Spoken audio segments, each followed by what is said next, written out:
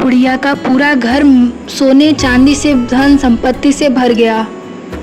कार्तिक मास के महात्मा चौथे दिन में आपका स्वागत है। माता शारदा की कृपा लिखो भाव अनमोल, कार्तिक महात्मा का कहूँ चौथा अध्याय खोल। महाराज युधिष्ठिर ने कृष्ण भगवान से पूछा, हे प्रभु, मुझे कार्तिक मास की महात्मा का कहानी सुनाइए। कार्तिक मास में ऐसी क्या बात है कि उसका नियम पूर्वक पालन करने से व्यक्ति को गोलोक का धाम की यात्रा का फल मिलता है, बताइए मुझे। तो कृष्ण भगवान ने बहुत अच्छी बात बताई। कृष्ण भगवान ने कहा, तो सुनो महाराज युधिष्ठिर, आप सुनो इस कहानी को। में एक बुढ़िया रहती थी और उसका एक बेटा वो बहू भी साथ रहते थे। कार्तिक का महीना आया तो बुढ़िया ने बेटे से कहा कि मैं कार्तिक स्नान के लिए जाऊंगी और 1 महीना वहीं रहूंगी।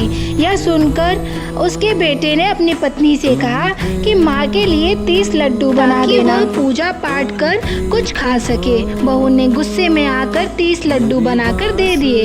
बुढ़िया नदी के किनारे कार्तिक स्नान को गई और वह वहीं किनारे पर एक झोपड़ी बनाकर रहने लगी। बुढ़िया रोज सवेरे उठकर स्नान करती और जैसे ही एक लड्डू निकालकर खाने लगती तो हनुमान जी बंदर के रूप में वह लड्डू खुशी से बंदर को दे देती। इस तरह से कार्तिक का पूरा महीना बीत गया और 30 लड्डू हनुमान जी बंदर के रूप में खा गए। कार्तिक का महीना समाप्त होने पर बुढ़िया वापस जाने को तैयार हुई तो हनुमान जी प्रकट हो गए। उन्होंने बुढ़िया की उस कुटिया की जगह पर एक आलीशान महल बनवा दिया। बुढ़िया का पूरा महल धन दौलत से भर गया। उसकी काया निरोगी हो गई, अन्न के भंडार से महल भर गया। इतना सब होने पर वह धूमधाम से अपने बेटे के पास गई। बुढ़िया को इतना धनी देखकर उसकी बहू ने मन में कहा कि अगले कार्तिक में मैं भी अपनी माँ को कार्तिक स्नान के लिए भेजूंगी। और अगले कार्तिक आने पर उसने अपनी माँ को कार्तिक स्नान के लिए कहा।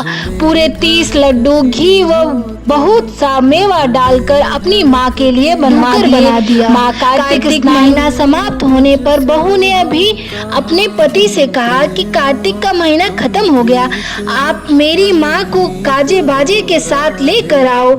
लड़का अपनी सास को गाजे बाजे के साथ लेने गया तो वहाँ देखता है कि कुटिया की जगह कूड़े का ढेर लगा हुआ है और उस पर उसकी सासू डूकर बनकर बैठी हैं। लड़के को देख हनुमान जी प्रकट हुए और बोले कि बेटा, तुम्हारी माँ ने सच्चे मन से कार्तिक का स्नान किया और पूजा पाठ किया है, कार्तिक देवता का आशीर्वाद बरसा था। लेकिन तुम्हारी सास ने पापी मन से यह कार्य किया और कार्तिक महीने में बेटी के घर का अन्न नहीं खाया जाता, इसीलिए कार्तिक देवता इससे नाराज हुए जिससे यह डूकर बन गई हैं। कहानी के बाद हाथ जोड़कर करना चाहिए कि हे कार्तिक देवता, जैसा आप लड़के की माँ पर बरसे थे वैसे ही अपनी कृपा दृष्टि सबके ऊपर बरसाना। कार्तिक मास की जय, विष्णु भगवान की जय।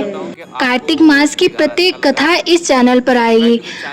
आप आगे का अध्याय सुनना चाहते हैं तो इस चैनल को लाइक कीजिए एंड सब्सक्राइब कीजिए। Thank you. ओम नमो भगवते वासुदेवाय।